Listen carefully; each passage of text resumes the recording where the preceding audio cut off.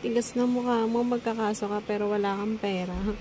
Tapos mag-uutos ka sa iba ng libre. Hindi saan ka nakakita nun? Kapal mooks. Kita kits. Kung saan mo gustong magkita. Pero wag mo akong istorbohin.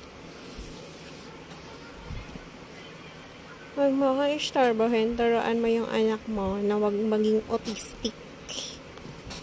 At gumawa ng mga bagay na magagandang gawin kaysa yung ginagawa mo.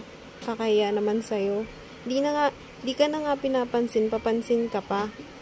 Kakatawa ka. Patawa.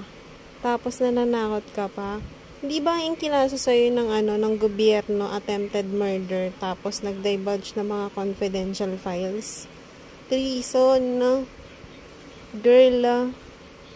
Girl, hindi ka tao ng gobyerno, tao ka ng kung sinong nag-illegal na foreigner. Kapal mong manakot sa akin.